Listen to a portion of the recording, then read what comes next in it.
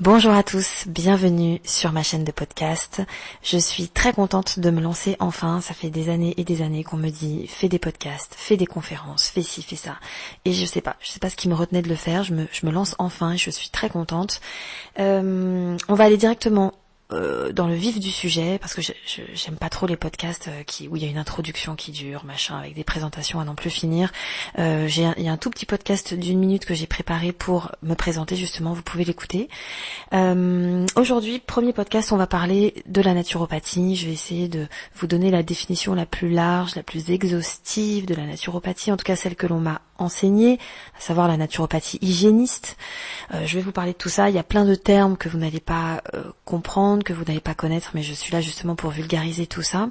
Si vous avez atterri ici, c'est que forcément vous vous intéressez à la naturopathie, peut-être parce que vous en avez marre des voies classiques que vous connaissez avec l'allopathie, peut-être parce que vous voulez faire des études de naturopathie ou en tout cas vous changer de métier, peut-être parce que en tout cas vous êtes les bienvenus et on va commencer. Sachez que je dis beaucoup de bêtises, enfin pas dans ce que je sais, mais ça m'arrive souvent de digresser, de dire plein de conneries. Bon, voilà. J'ai pas envie de faire un montage sur chaque podcast. J'ai envie que ce soit fluide, même si je zozote, même si je baragouine des trucs et que je me reprends, c'est pas grave. J'ai envie que ce soit dans une bienveillance, dans une chaleur humaine, comme si j'étais en face de vous, qu'on était en train de boire un café, ou que vous étiez au cabinet avec moi et que je vous racontais un petit peu l'histoire de la naturopathie, etc. Alors, vous êtes prêts? Bon, la naturopathie, c'est une médecine fondamentale. C'est une médecine, moi j'appelle ça la médecine de Dieu. C'est une médecine qui existe depuis toujours en fin de compte. C'est un concept biologique qui prône l'auto-guérison, qui part du principe que on a tout en nous, on a vraiment tout pour guérir d'une maladie que le corps a fabriquée. Voilà.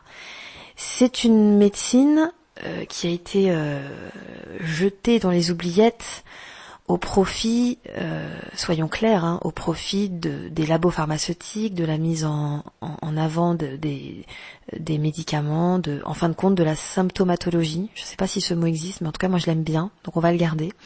Sachez que tout ce que je vous dis, ça va pas. Là, on livre pas une guerre ou un combat contre les pharmacies, les médecins. Moi, je vais vous parler de mon métier, de ce que je fais, de ce que j'aime faire au contact des gens.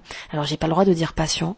Faudrait que je dise client, mais parfois, je vais utiliser le mot patient. Alors, pardonnez-moi si jamais ça ennuie certains, mais je trouve que client, ça ramène tout de suite au délire de l'argent et c'est un peu dommage. Mais logiquement, comme je ne suis pas médecin, je n'ai pas le droit de dire le mot patient. C'est comme ça. Par contre, j'ai le droit d'utiliser le mot santé. Donc on va l'utiliser ce mot et on va beaucoup l'utiliser. Les médecins que vous allez voir depuis que vous êtes petit, c'est des médecins qui ont fait un process et qui ont fait des études qui les ont poussés finalement à s'intéresser aux symptômes. C'est-à-dire que vous leur montrez un bobo sur le bras, ils vont traiter le bobo sur le bras. Ils vont mettre un pansement dessus ou ils vont vous donner un cachet qui va provisoirement cacher le mal. Pourquoi pas ? Pourquoi pas, mais ce qui est problématique dans cette médecine, c'est que on va pas à la cause du problème. C'est-à-dire que vous pouvez très bien avoir un bobo au bras, mais que la cause vienne de l'épaule, que la cause vienne du système nerveux, que la cause vienne d'une blessure d'enfance qui fait que vous avez toujours ce psoriasis ou cet eczéma sur le bras, parce que enfant vous avez été séparé de quelque chose. Alors là, je rentre direct dans le vif du sujet, quoi. Mais je vais essayer de détailler mes propos en vous donnant beaucoup d'exemples pour que vous essayiez de bien cerner le truc, quoi. Vous voyez ce que je veux dire ? C'est pas parce qu'on a mal à un point A qu'il faut traiter le point A. Des fois, il faut aller voir le point B. Tout est lié dans le corps et dans la vie d'une personne. Tout est lié. Donc, l'allopathie, ça va vous donner des solutions immédiates. Voilà, on se pose pas de questions. Bon, la plupart des médecins vont pas vous garder 1h30 dans leur cabinet en vous disant qu'est-ce qui se passe dans votre vie. Est-ce que ça va dans votre couple ? Est-ce que ça va les finances ? Est-ce que ça va par rapport au deuil de votre maman ? Est-ce que ça va avec vos enfants ? Parce que je sais qu'ils sont adolescents en ce moment, je sais que c'est un peu la merde. Vous voyez, il y a pas tout ça s'est perdu. Ça existe peut-être encore avec certains médecins qui sont très humains, heureusement. Mais tout ça s'est perdu. Et moi, c'est quelque chose que j'aime remettre beaucoup au goût du jour. Avec le recul, tout le recul possible et toute la, quel est le mot exact, avec de l'humilité, évidemment. Hein. Moi, je dis toujours que nul n'est prophète en son royaume et que attendez, ça a coupé ou pas? Non. Nul n'est prophète en son royaume et faut toujours rester enseignable. Mais la naturopathie, elle va aller chercher la cause de l'encrassement, la cause de la maladie. Pour nous, il n'y a qu'une seule maladie, en fin de compte. Ça s'appelle l'unicité morbide, c'est-à-dire que, en fait, on s'en fout quelque part que vous ayez une migraine ou une maladie dégénérative. Nous, on va regarder le corps dans sa globalité et on va se dire, ok, pourquoi il en est là? Pourquoi il vous envoie ces SOS? Pourquoi il vous envoie ces appels de détresse, le corps? Qu'est-ce qui s'est passé? J'ai eu un rejet quand j'ai commencé mes études de naturopathie concernant l'allopathie, concernant la médecine traditionnelle que vous connaissez. Parce que j'étais très en colère, parce que je découvrais plein de choses avec la naturopathie, parce que la naturopathie m'a aidé énormément d'un point de vue physique, d'un point de vue mental, émotionnel, spirituel, etc. Mais quand j'ai quitté cet état de colère, que je me suis délestée de tout ça, je me suis rendu compte que la médecine traditionnelle que l'on connaît, elle est importante. Alors je vous parle pas des traitements médicamenteux, etc. Mais surtout des progrès en termes de chirurgie, toute forme de chirurgie, hein, de reconstruction, de greffe, etc. d'une part. Et puis c'est aussi une médecine d'urgence, c'est-à-dire que là je vais faire mon podcast avec vous, je vais l'enregistrer, je vais l'envoyer, bon. Et puis si je sors faire des courses dehors et que je me fais renverser par une voiture, bon, je me doute bien que les gens vont avoir le bon sens d'appeler les pompiers, que je vais débarquer dans un hôpital et puis que je vais me faire recoudre, endormir, opérer, tout ce que vous voulez. C'est pas avec la naturopathie qu'on traite ce genre d'urgence. La naturopathie, c'est une médecine, c'est une approche qui va vous aider à prévoir, à avoir des coups d'avance sur la vie. Donc c'est de la prévention. C'est de la prévention. Ça peut être aussi une médecine d'urgence.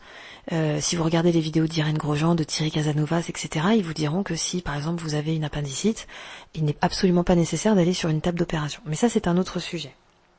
Mais tout est discutable. L'intelligence, c'est justement de tout remettre en question et de pas avoir des points fixes comme ça sur les choses. Dans la naturopathie que moi je pratique, il y a plusieurs choses. Il y a des lois, il y a des cures, il y a des techniques, il y a des tempéraments. C'est-à-dire que on ne va pas utiliser la même chose, le même processus de guérison sur Pierre, sur Paul ou sur Jacques. Parce que Pierre, il n'a pas la même vie que Paul. Paul, il n'a pas eu la même enfance que Jacques. Et Jacques, il n'a pas eu les mêmes chances de départ que Pierre. Vous voyez ce que je veux dire? Donc, on écoute la vie des gens, on écoute leurs problématiques. Souvent, moi, quand les gens arrivent au cabinet, c'est marrant parce que ils s'assoient et tout de suite, ils me racontent leurs problématiques. Ils ne s'en rendent même pas compte, hein. Ils vont s'asseoir en me disant, je lui dis bonsoir, bonjour, bonsoir, non, je les accueille pas le soir, bien sûr, mais je vais leur dire bonjour, installez-vous, est-ce que ça va? Ça a été pour venir? Ouais, ça va. Oh, ok, super. Bon alors, allez, on discute un petit peu, racontez-moi un peu. Et puis souvent, la plupart des gens vont tout de suite me dire, bah voilà, moi je suis épuisée, j'ai fait un burn-out il y a 5 ans et j'ai l'impression que j'y retourne parce qu'avec mon mari ça va pas du tout et au travail non plus. Voilà. Puis souvent les gens ils vont me dire 5-10 minutes après, mais je crois qu'en fait mon vrai problème c'est le gluten. C'est-à-dire c'est normal, hein, on fait tous ça. C'est-à-dire qu'on va pas vraiment à la cause. On cherche autour de nous des petits trucs qui vont un peu légitimer la situation, qui vont un peu endormir le schmilblick, alors qu'en fait on sait ce que c'est le problème profond. C'est le problème avec le mari ou le problème au boulot. C'est pas le gluten. Le gluten, ça vient probablement réveiller le problème parce qu'on n'est pas bien, qu'on a mal au ventre, qu'on est constipé, machin. Mais ce sont que des lanceurs d'alerte, ces petits trucs-là. Bah ça, on y reviendra de toute façon. Mais pour vous dire que chaque personne a son histoire, donc un bon naturopathe, son travail, c'est justement de jouer l'inspecteur gadget, quoi. C'est d'aller, de dire, ok, alors parlez-moi de votre enfance. Vous êtes de quel signe astro vous déjà? Tout est bon de toute façon. Parlez-moi de vos aïeux, de vos grands-parents, de vos parents. Ah ouais, vous avez une sœur qui a eu un accident très grave. Ah bon, et qu'est-ce que ça vous a qu'est-ce que ça a généré chez vous? Ah bon, 6 mois après l'accident de votre sœur, vous avez déclenché je sais pas, un eczéma, un truc comme ça, c'est marrant, vous avez peur de la perdre, etc. Vous voyez, enfin, je vous donne un exemple comme ça, comme je vais vous en donner des milliers. Mais c'est important d'être enquêteur et de faire des liens. De pas trop faire de liens non plus, parce que des fois, c'est comme quand on voit des signes partout, à un moment donné, ça devient un vrai bordel. Mais vous voyez ce que je veux dire? C'est important de faire des liens. Donc, pour nous, la maladie, chez une personne, c'est un ensemble de choses. C'est un constat global, en fait, qu'on fait sur son corps. Alors, il y a des stades. Il y a la maladie aiguë, qui est pour nous un désencrassage. C'est-à-dire quand, par exemple, je sais pas, vous faites une fois tous les 5 ans une grippe ou une grosse gastro. Bon, là, c'est que le corps, c'est comme un vase qui s'est rempli de toxines, donc d'eau boueuse, voyez ça comme vous voulez, hein. Et à un moment donné, quand il en peut plus, ça sort par tous les trous, quoi, ça déborde. Bon, voilà, on va faire une grosse gastro carabinée, on va rester 5 jours au lit, on va se vider les intestins, on va se reposer, on va devoir dormir, etc. C'est le corps qui se lave, qui se nettoie. La maladie, c'est vraiment notre meilleur ami, hein. C'est un moyen de dire, c'est un moyen que le cerveau a trouvé pour pas crever, en fait, hein. C'est aussi simple que ça. Enfin, nous, en tout cas, on voit des choses comme ça. C'est vrai que s'il y a des médicaments, dans ces moments-là, c'est vrai que ça apaise, hein, sur le moment, mais ça ne va pas aider à prendre conscience de certaines choses et à modifier son hygiène de vie. Donc, c'est dommage, c'est dommage. Et en fait, on se rend compte que si on prend des médicaments et puis qu'on fait comme si on n'écoute pas son corps, ça va recommencer. Ça va recommencer. L'année d'après, vous aurez une autre gastro. Bon, vous allez vous dire, bah ouais, on est en janvier, c'est juste après les fêtes, j'ai trop bouffé à Noël, et bah voilà. Puis l'année d'après, une autre gastro. Ce qui fait que votre maladie, elle va plus être aiguë, elle va devenir légitimement chronique.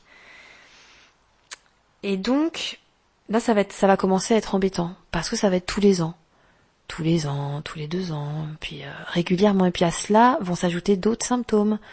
Vous allez peut-être devenir asthmatique, vous allez peut-être devenir allergique au pollen. Il va peut-être se passer des choses comme ça. Parce que, encore une fois, on ne change pas notre hygiène de vie, on ne se pose pas des questions sur ce qui ne va pas chez nous, ce qui ne va pas mentalement, alimentairement parlant, psychologiquement parlant, etc., etc. Et il y a un ami l'autre jour qui m'a dit un truc très intelligent, et je vais reprendre sa phrase: la régularité fait le poison. C'est-à-dire que quand vous mangez mal tous les jours, à un moment donné, votre corps, il va vous le faire payer. Il va vouloir... Qu'est-ce que c'est que ce bruit ? Il va vouloir vous le faire payer, ce sera bien normal. La régularité fait aussi le remède, hein. Ça, c'est une évidence. Quand vous faites du sport tous les jours, quand vous prenez des compléments tous les jours, quand vous buvez des jus de légumes tous les jours, la régularité de ces principes-là, de cette hygiène de vie-là, sera le bon remède et va vous faire upgrader dans votre vie. Donc la nature est bien foutue, hein. La nature, elle peut vous sauver comme vous tuer. C'est assez simple. Donc si les hygiènes de vie ne sont pas respectées, au bout d'un moment, le poison va attaquer la cellule et va provoquer une maladie dégénérative qui peut s'apparenter à une maladie auto-immune, un cancer, quelque chose de vraiment galère à gérer. Voilà. Ça, c'est notre définition de la naturopathie. C'est vraiment comme ça qu'on voit les choses. Comment on fait alors ? Comment on fait pour aller mieux ? Comment on fait pour changer son hygiène de vie ? Comment on fait pour être dans une super bonne santé ? Eh ben, il y a une hiérarchie en naturopathie. Il y a une hiérarchie avec des cures. Il y en a 3, elles sont au nombre de 3. La première cure, c'est la cure de détoxination. On peut pas passer à côté. Elle est difficile, cette cure. Elle est difficile. Alors, elle a 1 milliard Enfin, 1 milliard, je m'excite un peu, mais cette cure de détoxination, elle existe sous plusieurs formes que vous devez probablement connaître, même si vous n'en avez jamais fait, hein. Il y a les jeûnes, les monodiètes, les jeûnes secs, les jeûnes hydriques, les monodiètes de jus, les monodiètes... bon, il y en a à pléthore, hein. Il y a vraiment beaucoup de choses à mettre en place, mais cette cure de détox, elle est indispensable. On peut pas passer à côté.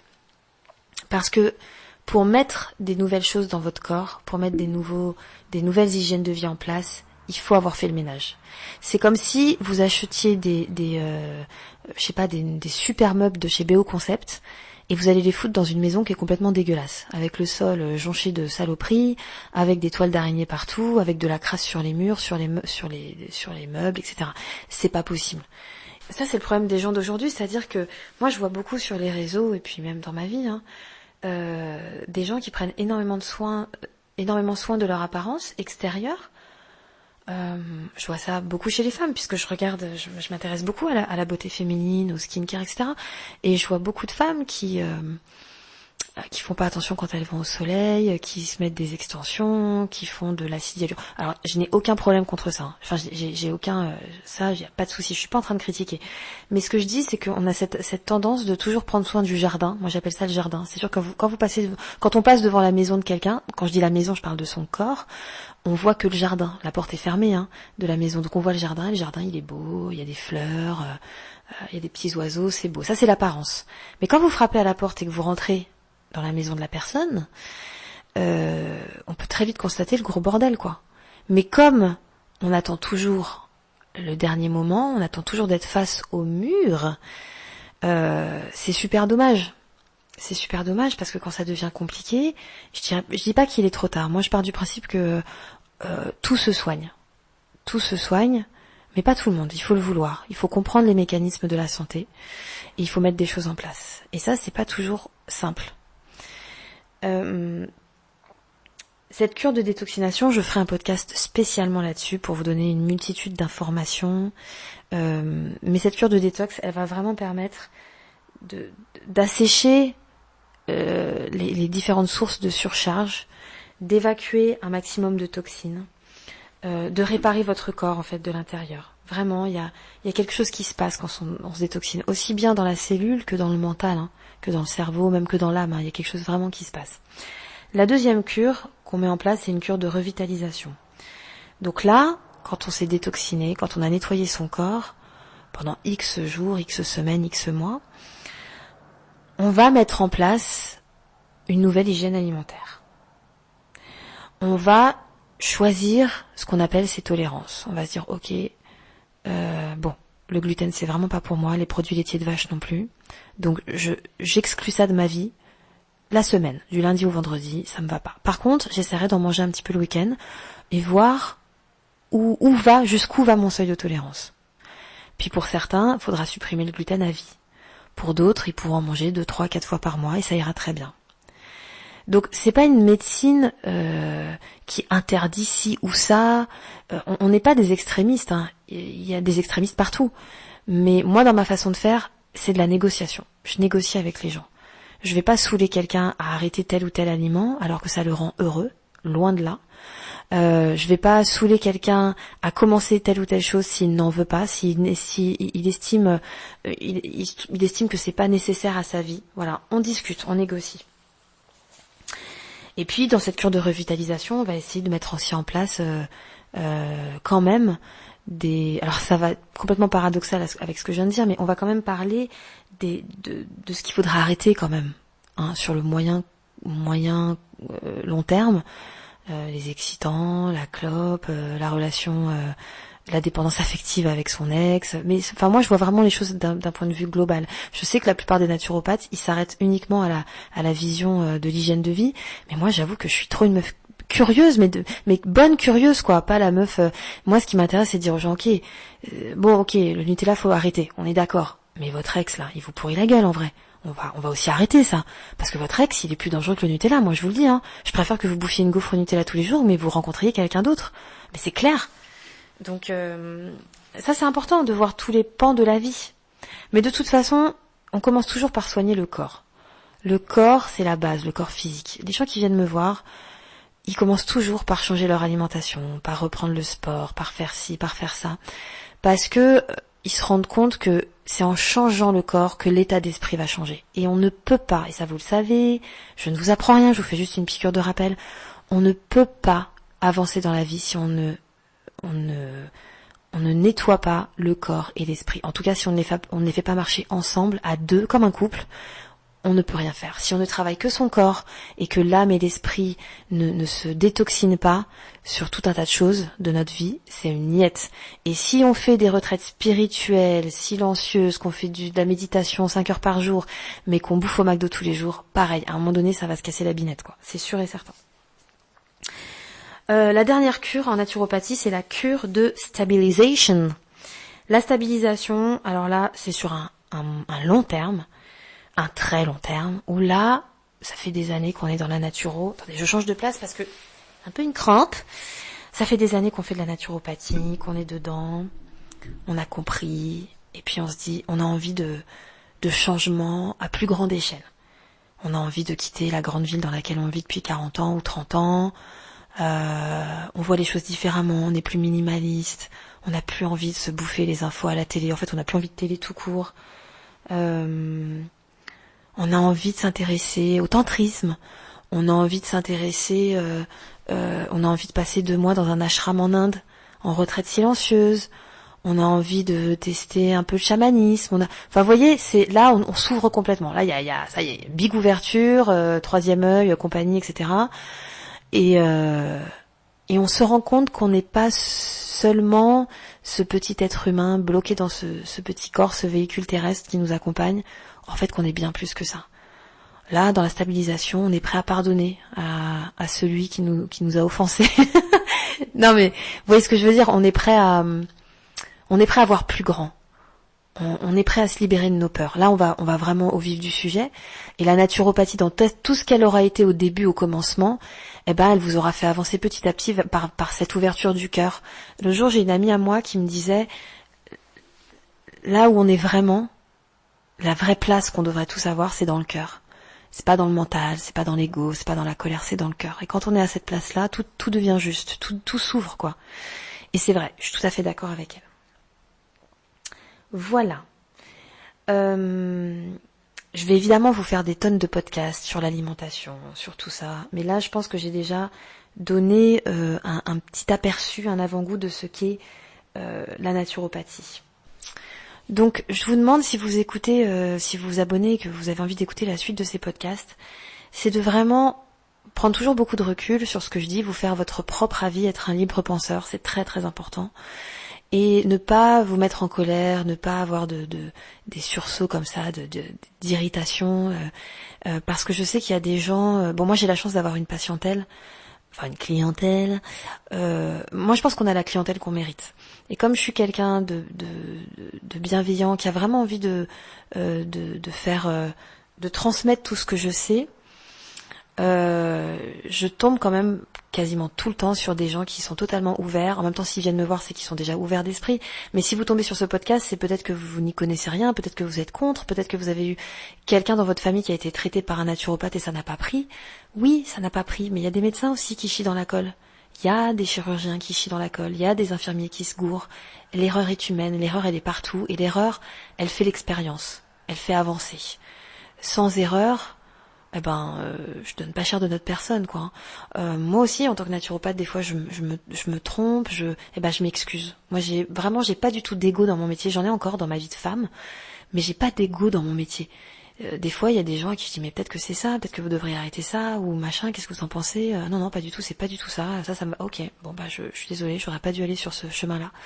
Mais voilà, pour moi, le travail d'un naturopathe, c'est de faire comprendre à l'autre, de le rendre autonome. En fait, de lui faire comprendre, de faire comprendre à l'autre que c'est son propre médecin, qu'il est son propre médecin, qu'il est son propre, que en fait c'est un mec qui s'est mis en tôle, mais que c'est lui le gardien, quoi. C'est lui le gardien de la prison. Il a sa clé, il a carrément sa clé. Il peut sortir de sa cellule. Et moi, je vois beaucoup de gens qui arrivent dans mon cabinet, qui se croient prisonniers d'eux-mêmes. Et ça, c'est une vision de l'esprit. On est multifacette, c'est uniquement une vision de l'esprit. Et je crois que la naturopathie, c'est ça, c'est de vous apprendre à travers un changement alimentaire, un changement musculaire, un changement nerveux, un changement spirituel, un changement émotionnel, à être bien. Voilà. En fait, on vous apprend, on essaye, avec les outils qu'on a dans notre boîte à outils, de vous faire accéder, de vous donner le prisme que le bonheur est totalement possible, que la guérison est possible aussi. Voilà. Après, comme je dis à chaque fois, c'est vous, hein. C'est vous qui avez en vous l'outil ultime pour guérir. Moi, je vais vous donner des outils, je vais vous donner des clés, je vais vous donner des tools comme ça qui vont vous aider à upgrader. Mais c'est vous qui avez le petit grain de sable lumineux en vous pour refaire partir la machine, je dirais. Vous voyez ce que je veux dire? Bon, voilà, là-dessus, je vous souhaite une très bonne fin de journée, soirée, matinée, tout ce que vous voulez. Je vous invite à vous abonner sur mon Insta qui s'appelle Naturo dans la peau 64 et prochain podcast probablement sur l'alimentation. Je vous dis à très bientôt et je vous remercie d'avoir suivi ce podcast. À bientôt, ciao.